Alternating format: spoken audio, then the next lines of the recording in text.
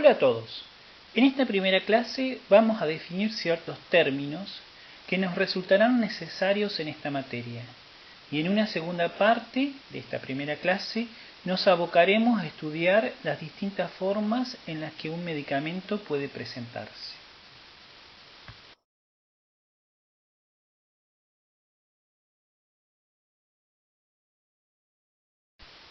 En primer lugar, necesitamos comprender a qué llamamos fármaco. Podemos definir como fármaco a toda sustancia que, cuando es administrada en nuestro cuerpo, puede modificar alguna función biológica en el mismo.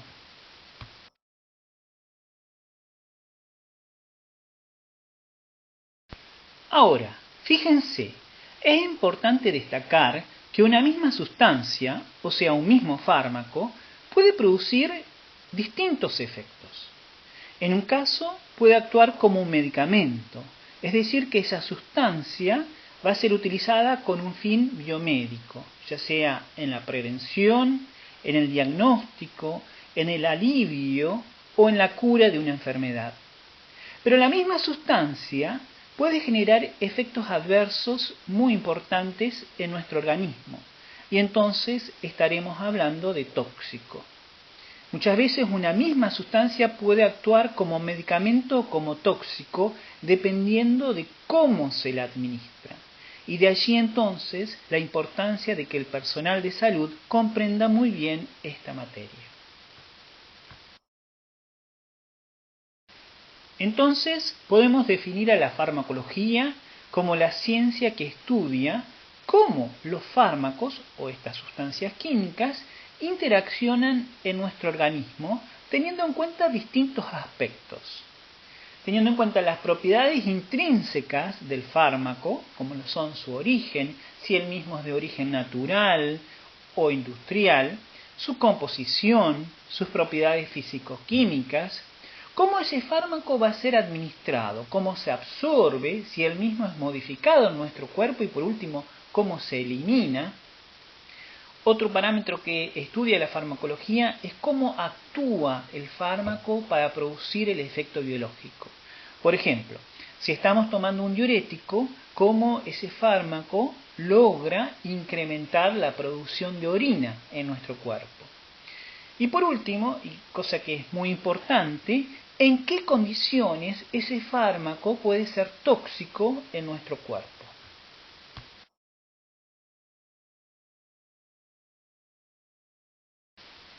En este contexto, los objetivos de la materia son, por un lado, el de brindarles conocimiento sobre los medicamentos, cómo deben ser administrados, cómo actúan y las condiciones en las que esas moléculas se transforman en tóxicos. Y segundo, concientizar sobre el uso racional de los medicamentos.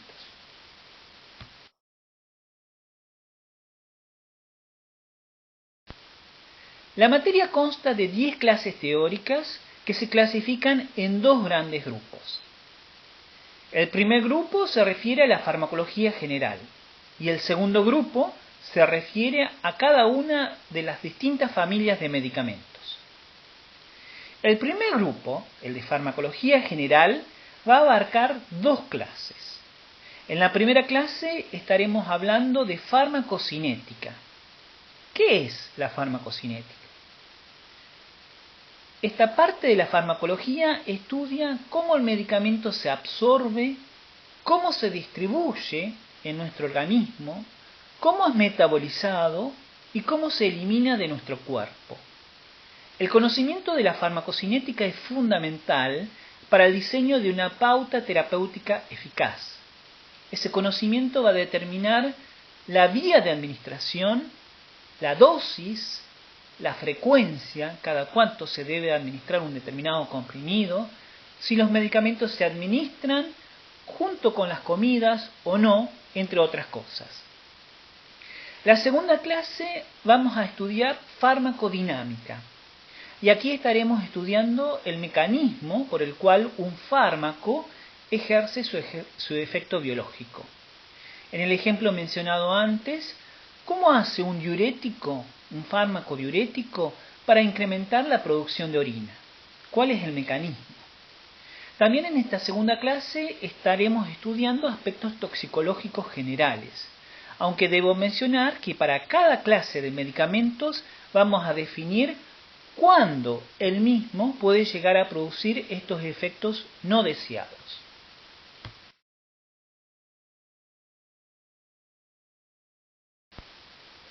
Y en el segundo grupo, que consta de 8 clases, estudiaremos a las distintas familias de medicamentos. Así, analizaremos fármacos del sistema nervioso, del sistema cardiovascular, del dolor y la inflamación, del sistema respiratorio, del sistema renal, digestivo, del sistema endocrino, del metabolismo y fármacos para los procesos infecciosos y para el cáncer.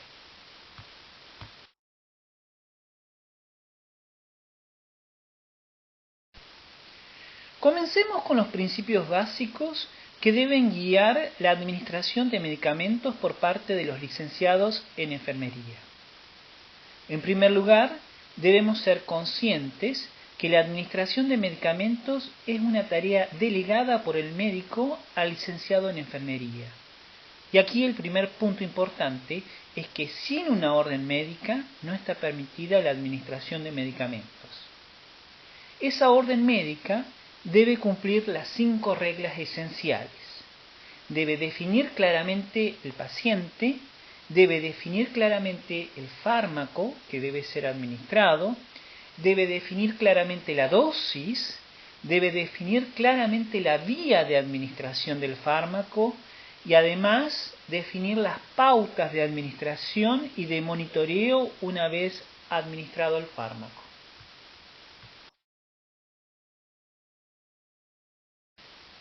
Otras normas básicas se refieren a la higiene y asepsia en el proceso de administración del medicamento. Lavado de manos, vaso limpio con agua potable para acompañar un comprimido, desinfección de la zona de inyección, uso de guantes, son algunas normas básicas esenciales. Otra norma básica es que el medicamento debe ser preparado y administrado por la misma persona. No es correcto que un licenciado en enfermería prepare el fármaco y otro lo administre. Todo lo debe realizar la misma persona. Y en ese proceso, el licenciado en enfermería debe prever la logística. Si necesito alcohol, una gasa, una jeringa, prever a tener todo disponible desde un inicio. También es muy importante contar con el consentimiento del paciente, que el paciente acompañe al licenciado en enfermería en todos los pasos, por supuesto si es que el paciente está consciente. El licenciado en enfermería debe asegurarse que el paciente reciba la medicación. Les doy un ejemplo. En un caso de un paciente con trastornos neurológicos, debemos administrarle el medicamento, que en general va a ser un comprimido por vía oral, se lo damos junto con un vaso de agua y esperar hasta estar 100% seguro que el paciente avaló, que el paciente tragó el medicamento. Y en todo momento, el licenciado en enfermería debe realizar un monitoreo del paciente. Y esto incluye antes, durante y luego de la administración del medicamento. Todo signo o síntoma particular que nos llame la atención debe formar parte del informe de enfermería.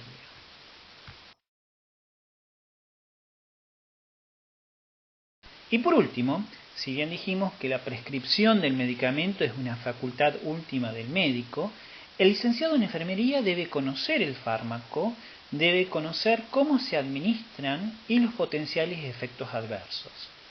En definitiva, debemos pensar al manejo del paciente y de su enfermedad desde un punto de vista de grupo de salud, que incluye a todos los actores que participan. De allí entonces la importancia de esta materia para enfermería.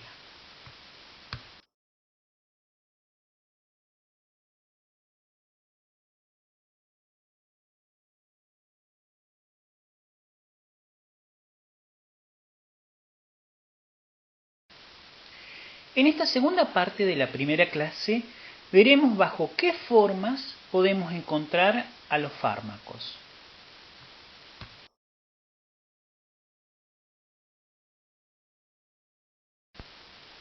Definimos forma farmacéutica a la presentación final del medicamento.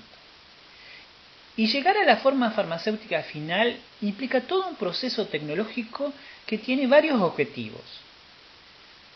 Uno, que el medicamento se mantenga estable en el tiempo, que se pueda conservar hasta su fecha de vencimiento. El tipo de envase constituye una propiedad de la forma farmacéutica que permite ganar estabilidad del fármaco. También la forma farmacéutica tiene como objetivo el de mejorar la presentación del medicamento. Muchas veces la aceptación o no de algo comienza en nuestros ojos. También la forma farmacéutica final desea que la administración del fármaco sea lo más simple posible. Como veremos, la vía oral es una de las más simples para la administración de fármacos, ya que utiliza un reflejo natural como es el utilizado en la alimentación. También la forma farmacéutica quiere que el medicamento sea aceptado por el paciente.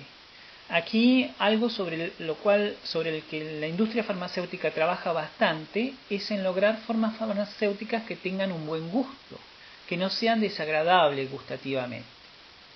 También es importante para mejorar la eficacia terapéutica, es decir, que produzca el efecto biológico esperado, el hecho de que la forma farmacéutica permita una correcta posología. Dicho de otra forma, que el fármaco sea administrado en una correcta cantidad, como así también en una correcta frecuencia. La forma farmacéutica también puede influir sobre los efectos adversos del medicamento.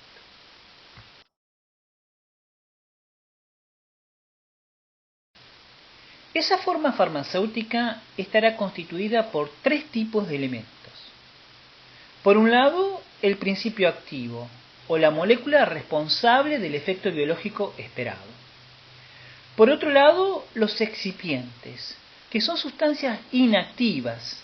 No son ellas las que producen el efecto biológico deseado y se usan para facilitar la manufactura, por ejemplo, para tener una masa suficiente en un comprimido. Un excipiente puede actuar también como conservador. Un excipiente puede mejorar las propiedades organolépticas. Esta palabra es rara, que simplemente quiere decir mejorar el gusto, mejorar la aceptación por parte del paciente del medicamento. Y algunos excipientes pueden mejorar la biodistribución de un principio activo en un tejido blanco.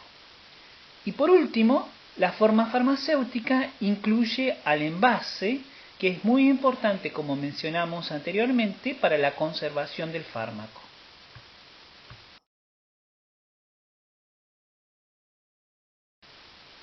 Uno puede preguntarse cuál es la importancia de que un principio activo llegue al paciente bajo una forma farmacéutica dada.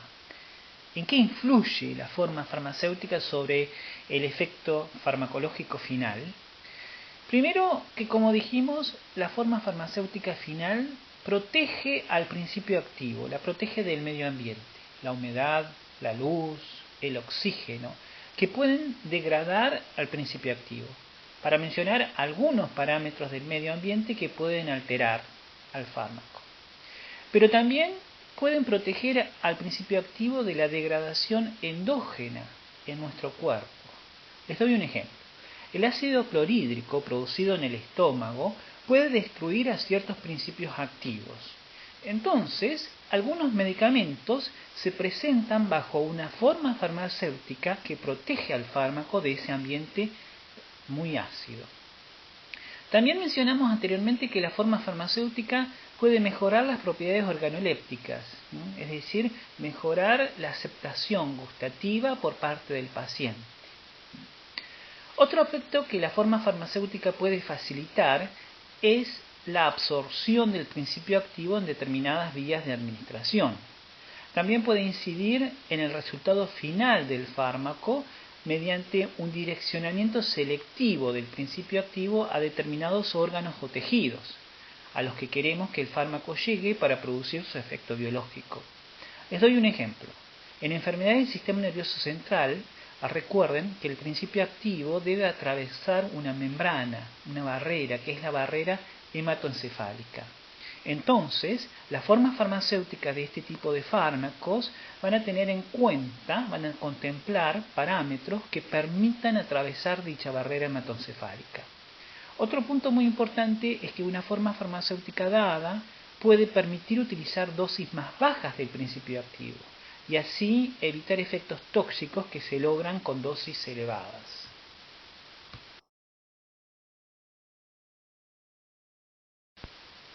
Podemos concluir entonces que la fórmula farmacéutica nos va a dar la composición química del medicamento, la cual tiende a mejorar su efectividad, actuando en todos los parámetros que mencionamos anteriormente.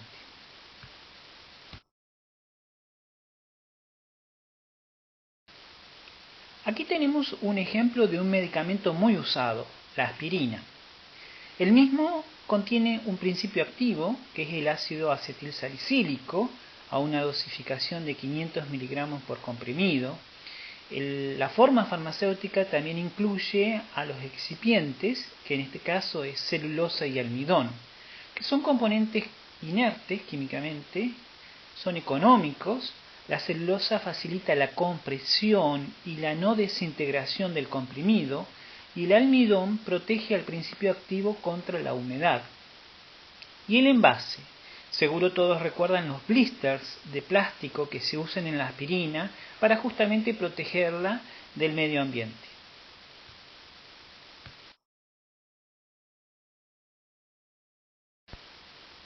Y justamente el envase y los prospectos, las etiquetas y los rótulos forman parte muy importantes del medicamento, ya que permiten, por un lado, mantener su calidad, resguardar su estabilidad, en el caso del envase, y en el caso de los prospectos, las etiquetas y los rótulos permiten la adecuada utilización del medicamento, es decir, que el paciente comprenda adecuadamente cómo debe utilizar ese medicamento.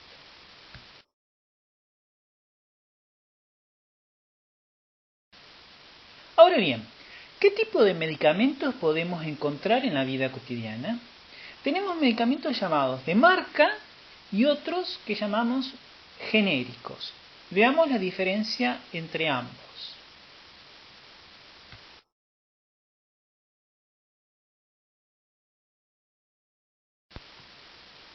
Un medicamento genérico se elabora entonces una vez vencida la patente del medicamento marca y debe cumplir con ciertos requisitos.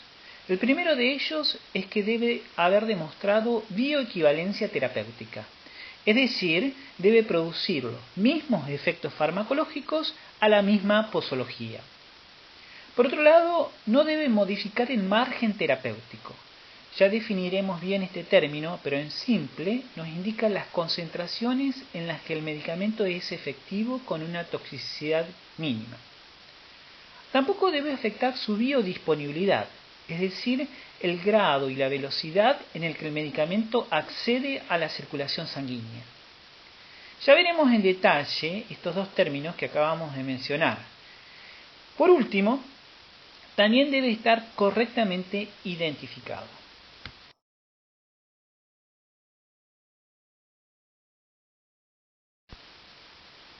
Aquí tenemos un ejemplo de un medicamento genérico, la metformina, que es un hipoglucemiante oral. Como dijimos, debe ser equivalente al medicamento de marca. Debe producir los mismos efectos farmacológicos a la misma dosificación, manteniendo una baja toxicidad. Debe absorberse de igual manera al medicamento de marca. Recuerde que este medicamento se administra por vía oral y debe estar correctamente identificado. En este sentido, podemos leer el nombre del principio activo, la metformina, en el recipiente como así también en el propio medicamento, en el blister. Tenemos además el laboratorio farmacéutico que lo produce, en este caso Sinfa. La presentación, en este caso son 50 comprimidos de 850 miligramos recubiertos con película. Más adelante veremos para qué sirve este tipo de recubrimiento con película. Y debe indicar que es un medicamento genérico, o dicho de otra forma, la sigla EFG, de especialidad farmacéutica genérica.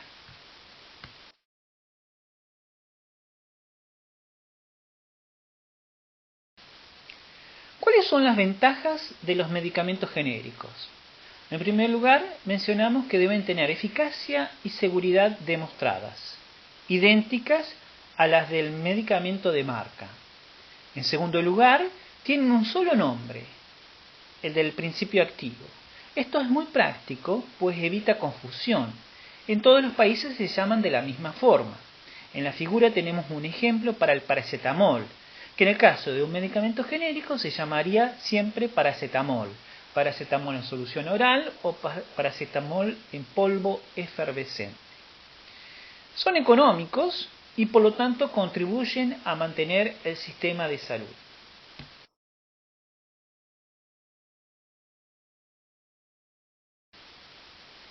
Pasamos a ver ahora bajo qué formas puede presentarse un medicamento y las propiedades de cada forma farmacéutica.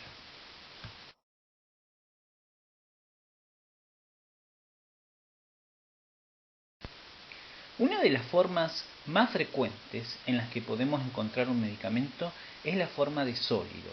Y dentro de los sólidos podemos tener los polvos, en los que uno o varios principios activos y excipientes pueden mezclarse.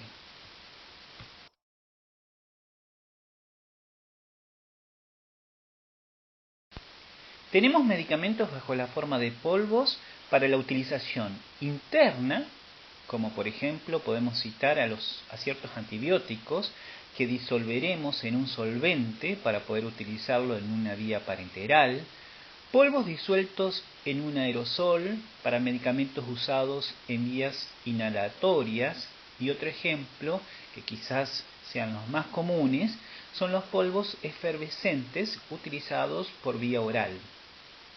Aunque también los medicamentos bajo la forma de polvos, pueden utilizarse de manera externa, como talcos o productos para ducha.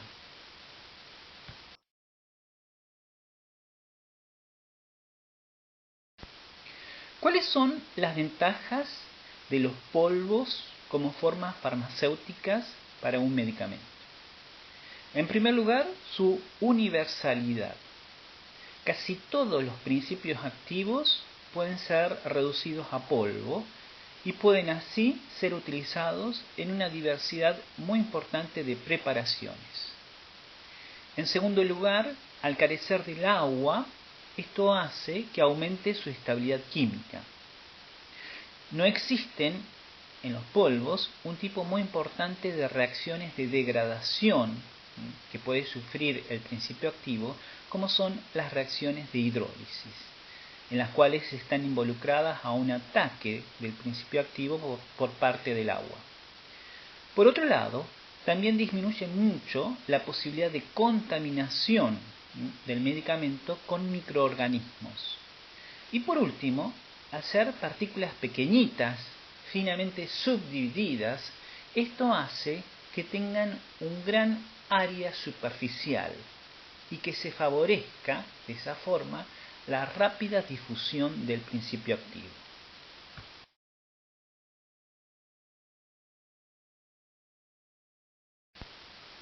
Pero así como tienen ventajas, los polvos como formas farmacéuticas también tienen desventajas. Podemos citar como desventajas a la necesidad de una preparación que puede ser laboriosa y que puede involucrar un pesado de una determinada masa, una disolución en un solvente para poder dárselo al paciente, entre algunos ejemplos. Además, no es adecuada como forma farmacéutica para principios activos de sabor desagradable. No mejora las propiedades organolépticas que mencionamos anteriormente y que se referían a la aceptación por parte del paciente, mejorando las propiedades gustativas. Y tampoco sirve para principios activos higroscópicos, que son aquellos capaces de absorber agua. En estos últimos casos, cuando vamos a pesar una determinada masa de principio activo, estaremos pesando principio activo y agua juntos. Todo esto lleva a una inexactitud de la dosis. Si bien estas desventajas hacen que los polvos no se utilicen o se utilizan muy poco en la farmacología actual, no obstante ello, debemos destacar que los polvos son la base de las formas farmacéuticas utilizadas en la actualidad y que vamos a ver ahora a continuación.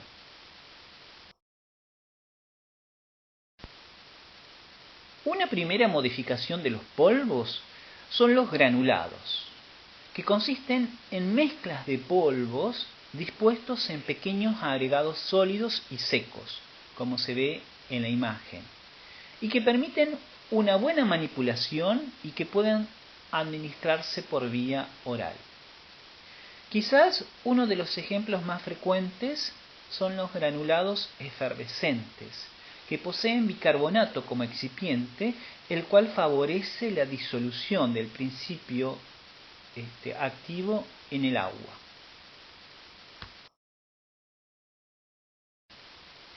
Las formas farmacéuticas sólidas más utilizadas en la actualidad son los comprimidos y las cápsulas.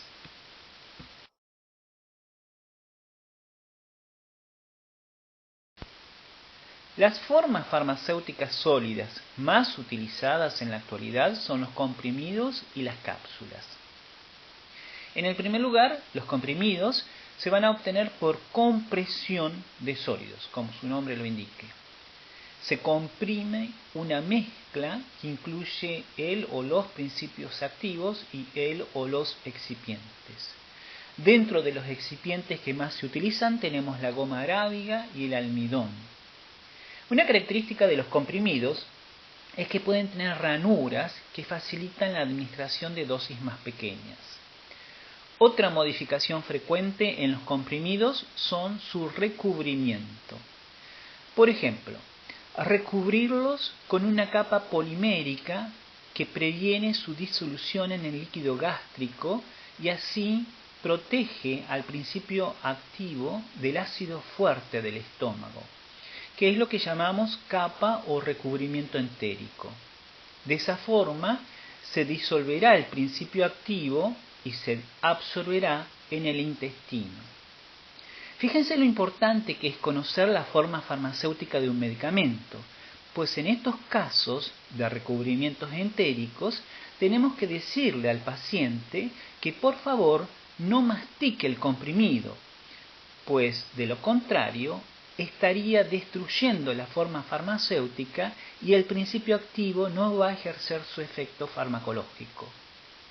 Otros recubrimientos pueden consistir en una capa de azúcar o de chocolate para mejorar las propiedades organolépticas, es decir, el gusto y la aceptación por parte del paciente. Otros recubrimientos de los comprimidos pueden tener como objetivo el de proteger al principio activo contra la humedad y el oxígeno del ambiente.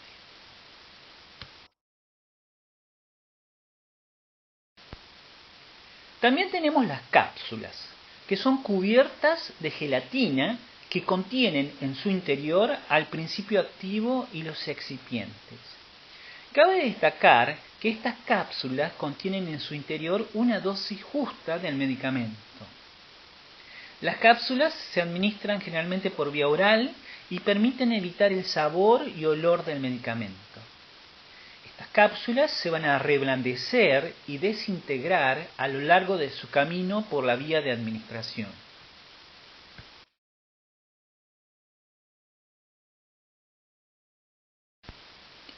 ¿Cuáles son las ventajas de los comprimidos y las cápsulas como formas farmacéuticas? En primer lugar, y como ya nombramos, su estabilidad físico-química, debido a que no poseen agua, y esto mismo hace que no se contaminen fácilmente con microorganismos. Segundo, una justa dosificación. Tercero, la facilidad para la administración de los comprimidos y las cápsulas por vía oral. Otra ventaja es que existe la posibilidad de controlar la liberación del principio activo, Ya mencionamos los recubrimientos entéricos que se pueden aplicar a los comprimidos y que tienen como finalidad el de proteger al principio activo de la acidez estomacal. Pero también existen formulaciones farmacéuticas que permiten modificar o regular la liberación del medicamento en un dado lugar anatómico o a una velocidad dada. También debemos destacar los bajos costos de los comprimidos y las cápsulas y su versatilidad, es decir, que la mayoría de los principios activos pueden fabricarse como comprimidos o cápsulas.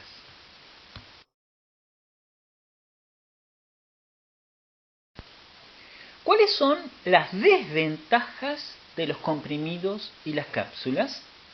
En primer lugar, se requiere de un procedimiento tecnológico de fabricación, que es complejo y con numerosos controles de calidad.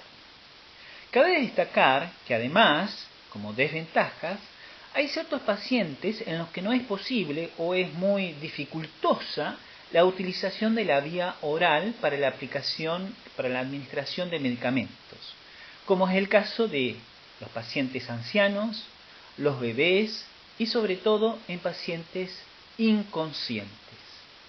Y por último, pero no menos importante, es que al utilizar la vía oral, su efecto farmacológico no es muy rápido, por lo que evidentemente no son las formas farmacéuticas utilizadas en una emergencia.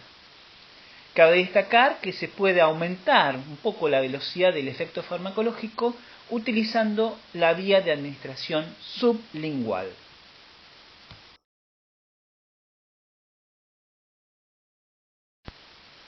¿Cuáles son las vías de administración para los comprimidos y las cápsulas? Bueno, ya estuvimos mencionando algunas. La principal vía es la oral o enteral, en la que la forma farmacéutica ingresa por la boca, llega al tracto gastrointestinal, donde el principio activo se absorberá. De allí, el fármaco pasa al torrente sanguíneo, que lo transporta hasta el tejido en donde ejercerá su acción farmacológica, para luego metabolizarse y eliminarse del cuerpo.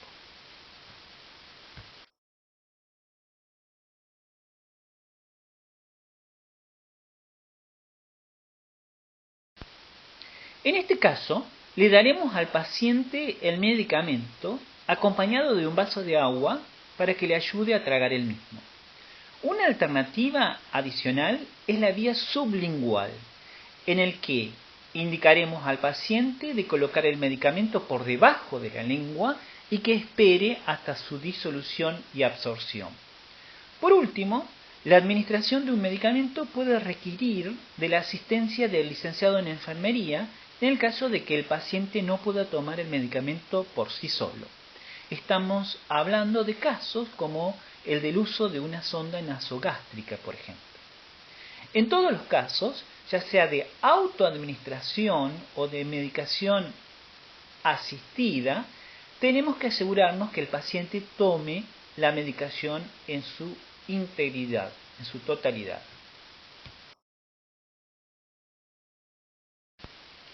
Como licenciados de enfermería, ¿cuáles son los cuidados que se deben tener al administrar un medicamento? Veamos primero los cuidados que se deben seguir antes y durante la administración del fármaco. En primer lugar, el licenciado en enfermería debe conocer y comprender la forma farmacéutica que está administrando. Les doy un ejemplo.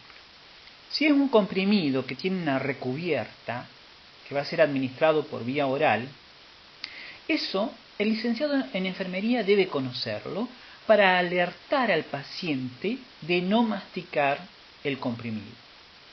Este conocimiento del medicamento también incluye el conocer en qué casos el medicamento no puede administrarse, lo que llamamos contraindicaciones para ese medicamento. El licenciado en enfermería debe conocer esas contraindicaciones y para ello debe conocer muy bien, además del medicamento, debe conocer muy bien los antecedentes y el estado general del paciente. Además, el licenciado en enfermería debe respetar las 5 reglas que enunciamos anteriormente. Por un lado, debe mantener la higiene en todos los pasos. Por ejemplo, el profesional debe lavarse las manos y si va a administrar agua, utilizar un vaso limpio y agua potable. Debe seguir una pauta en la administración del medicamento, conociendo en qué momentos del día el fármaco debe ser administrado, junto o separado de las comidas. Debe además calcular las dosis y realizar el fraccionamiento si fuese necesario. Y por último, debe ganarse la confianza del paciente manteniéndolo informado del procedimiento que se llevará a cabo.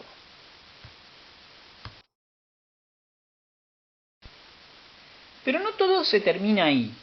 El licenciado en enfermería debe realizar tareas también luego de la administración del medicamento.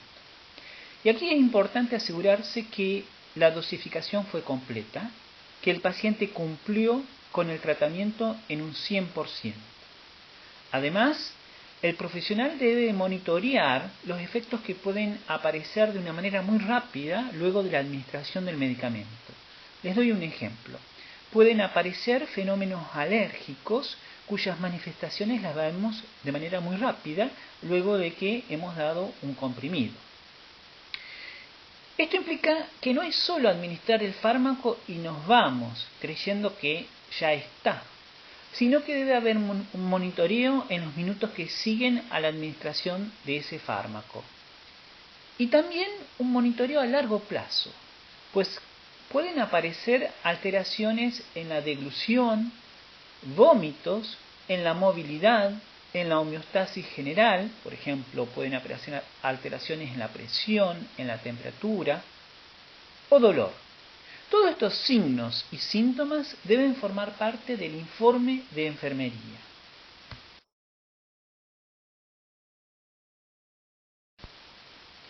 Dentro de las formas farmacéuticas sólidas, debemos también mencionar a los supositorios. Esta forma farmacéutica, que tiene una estructura cónica, se va a disolver a la temperatura corporal y al disolverse va a liberar al principio activo. Esta característica es importante en el sentido de que debemos mantener en frío al supositorio antes de su administración. No tenerlo demasiado tiempo en las manos, pues eso dificultará la administración. Los supositorios y los enemas se aplican por vía rectal. En estos casos es fundamental explicar y lograr el acompañamiento del paciente. El medicamento debe ser preparado con anterioridad. Como dijimos, en el caso del supositorio, el mismo debe estar frío antes de administrarlo, lo que permite que mantenga su consistencia. En caso contrario va a transformarse en aceitoso y se nos resbalará entre los dedos. En el caso de los enemas, se debe lubricar el aplicador. Luego de explicarle el procedimiento al paciente, le vamos a pedir de colocarse en posición de cúbito lateral izquierdo, que se relaje, que separe las nalgas y que respire hondo. Y en ese momento se introduce el supositorio o el aplicador del enema hasta sobrepasar 2 a 3 centímetros del esfínter anal en dirección del ombligo. Esta vía también requiere de un monitoreo en los minutos que siguen a la administración del fármaco y también un monitoreo a largo plazo. Toda observación debe incluirse en el informe de enfermería.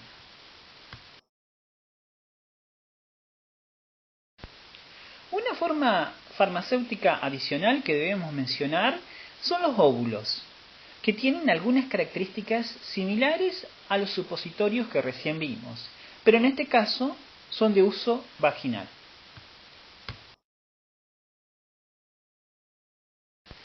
Un segundo tipo de forma farmacéutica son las semisólidas, que son de uso externo, muy utilizadas en la administración de fármacos en piel y mucosas. Este tipo de forma farmacéutica se caracteriza por tener una consistencia blanda, untuosa. Y esa untuosidad se logra por los excipientes utilizados, de los cuales podemos mencionar, entre otros, podemos mencionar a la vaselina, ceras, lanolina, aceites y polietilenglicol.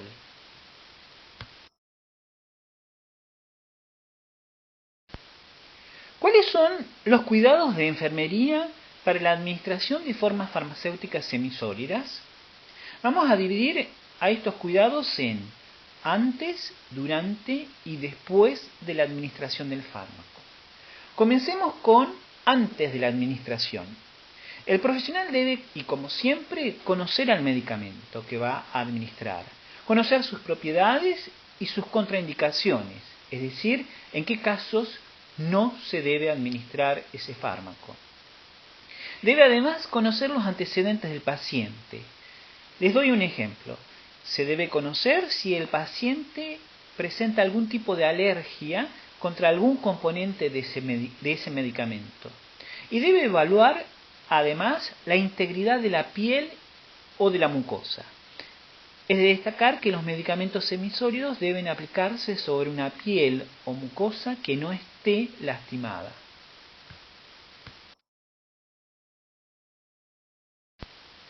Veamos ahora los cuidados de enfermería necesarios durante la aplicación del medicamento. En primer lugar, se debe informar, como siempre, al paciente del procedimiento y ganar su confianza. Se debe limpiar la zona de la piel antes de aplicar el medicamento. En el caso de las cremas o pomadas, se va a aplicar sobre el guante en la palma de la mano del profesional, se frota con ambas manos y se aplica en la piel siguiendo el sentido del vello. En el caso de una pasta, que es más consistente, se aplica directamente sobre la piel ayudándose de una paleta. En el caso de las lociones, podemos aplicarlas directamente sobre la piel con una brocha o un paño. Y en el caso de los parches, que han aparecido en el mercado de manera más reciente, estos parches se aplican sobre piel sana y cambiando de lugar para evitar una irritación de la piel que ocurre si colocamos el parche siempre en la misma localización. Los cuidados de enfermería para después de la administración del medicamento incluye un monitoreo en los minutos siguientes a la aplicación del fármaco y también un monitoreo a más largo plazo. Y aquí debemos estar atentos a el mantenimiento de la integridad de la piel. Pueden aparecer signos como dolor, enrojecimiento en esa zona, pueden aparecer problemas de movilidad o de alteración de la percepción sensorial. Todo este tipo de signos o síntomas formará parte del informe de enfermería.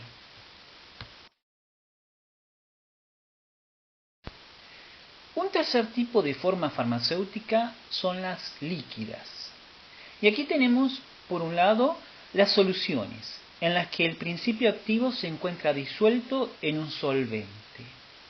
Un parámetro muy importante a este nivel es si esa solución es acuosa o oleosa. Ya veremos en la diapositiva siguiente la diferencia entre ambas soluciones. Estas soluciones pueden ser para uso interno, se administrarán en general utilizando la vía parenteral, o sea que la solución ingresará al organismo atravesando la piel o la mucosa por medio de una inyección, o, por el contrario, también pueden ser de aplicación externa. Tenemos como líquidos también a los jarabes, que son soluciones con una alta concentración de azúcar que se administran por vía oral. Las lociones, que se aplican en piel y que en general contienen algún tipo de alcohol como excipiente. Los enemas, que se aplican por vía rectal y que mencionamos anteriormente. Y los colirios, que son soluciones isotónicas con el plasma, estériles y no irritantes que se aplican a nivel de la mucosa ocular, en el ojo. Un ejemplo de excipiente utilizado en los colirios es una solución de ácido bórico al 1,9%.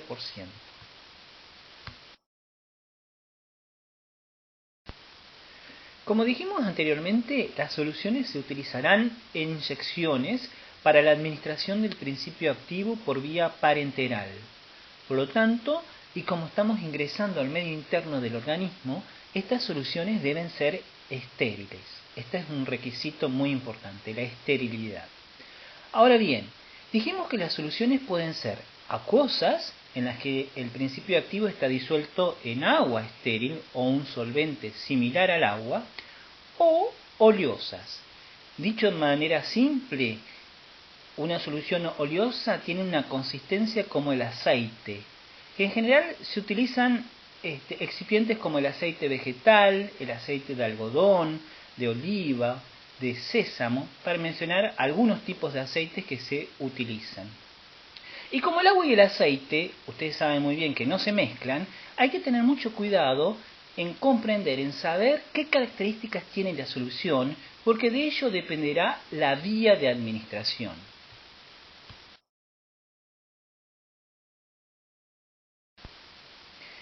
En el caso de una administración de un medicamento directamente en vena, que es lo que llamamos administración endovenosa, solo se podrán administrar por esta vía soluciones acuosas. ¿Qué pasa si administramos una solución oleosa en vena? Para ello debemos recordar que nuestra sangre resulta de células en una solución acuosa que es el plasma.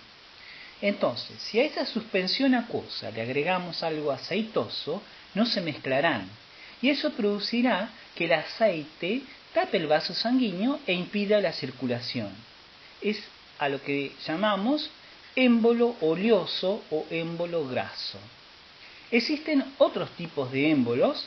Quisiera aquí remarcar que tampoco se puede inyectar aire en una vena, pues provoca un émbolo gaseoso, tapando el vaso e impidiendo la circulación sanguínea. Entonces, acuérdense, en estos casos de bien eliminar las burbujas de aire antes de realizar una inyección endovenosa. En las otras vías de administraciones parenterales, como la subcutánea, la intramuscular y la intradérmica, no hay inconvenientes. Se pueden aplicar ambos tipos de soluciones, tanto acuosas como oleosas. ¿Cuáles son las ventajas de una inyección endovenosa? En primer lugar, tenemos un efecto farmacológico rápido, porque estamos inyectando el principio activo directamente en sangre y de allí se distribuirá para llegar al tejido en el que debe ejercer su acción. A su vez, tenemos una respuesta terapéutica predecible, pues todo lo que inyectamos se encuentra en sangre. No existe en este caso el procedimiento de absorción que existe en otras vías de administración. Estas dos características, la rapidez de efecto y una respuesta terapéutica predecible, hacen de esta vía la preferida en los casos de urgencia. Ahora bien, ¿cuáles son las desventajas de una inyección endovenosa? En primer lugar, y como dijimos anteriormente, se requiere de esterilidad.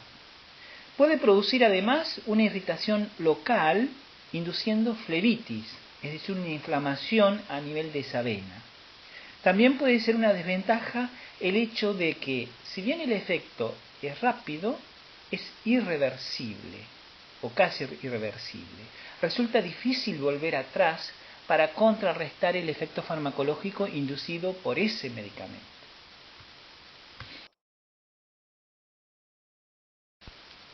Cabe destacar que las formas farmacéuticas líquidas vienen en general en ampollas de una dosis o frascos de vidrio para muchas dosis.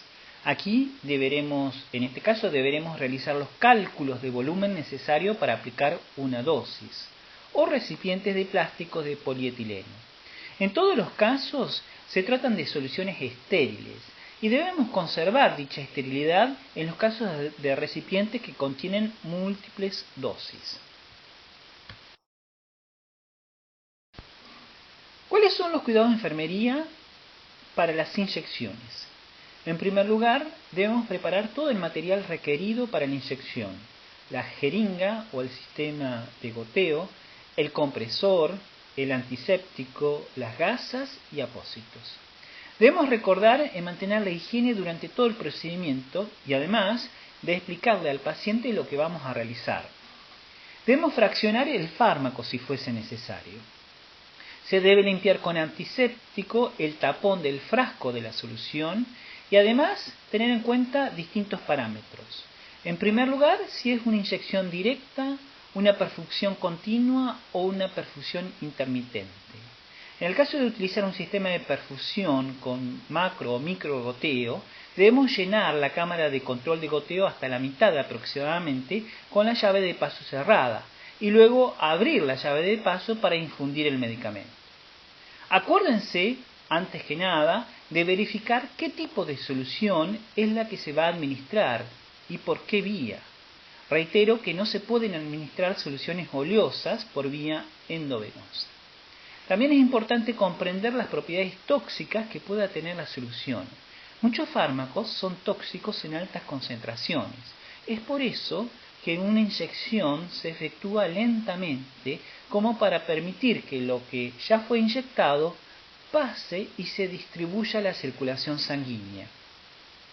También es importante evaluar el lugar anatómico de la inyección. Por ejemplo, qué tipo de vena, qué calibre posee la misma, y eso determinará el tamaño de la aguja a utilizar. También es importante la edad del paciente y su estado de conciencia. Las formas farmacéuticas líquidas pueden ser administradas por otras vías más especializadas que son llevadas adelante por el profesional médico, aunque ustedes, como profesionales de enfermería, pueden estar llamados a asistir al médico durante este tipo de intervenciones. Son las inyecciones a nivel del sistema nervioso, en la médula espinal o a nivel del líquido articular.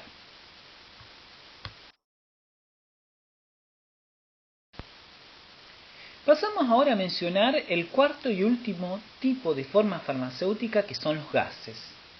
En esta diapositiva vemos, por ejemplo, un gas muy importante que es el oxígeno, que se utiliza para corregir los estados de hipoxia, es decir, de baja oxigenación en los tejidos. Otro ejemplo es el gas óxido nitroso, que se utilizaba antiguamente como anestésico. Cabe destacar que ya no se utiliza en la actualidad el óxido nitroso.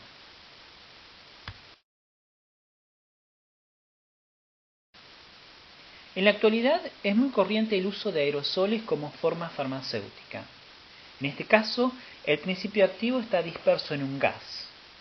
En general, son dispositivos en los que la solución conteniendo el principio activo se encuentra envasada en un sistema de presión, de manera tal que al accionar una válvula se produce la liberación del gas que contiene el principio activo.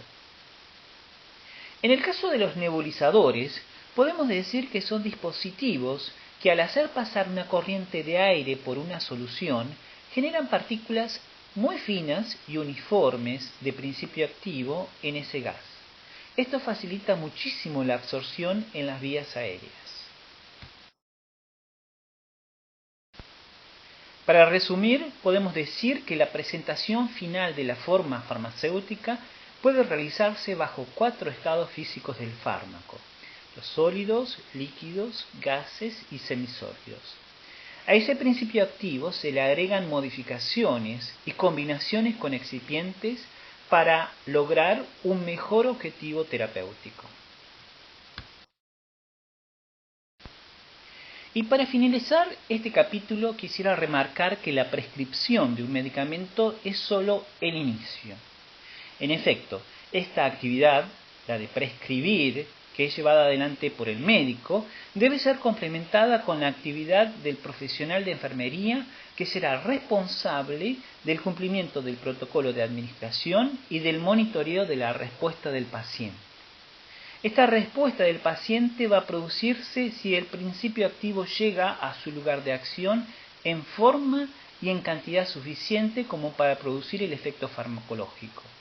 Cuando digo que llegue en forma, quiero decir que el principio activo llegue realmente activo, que no llegue degradado.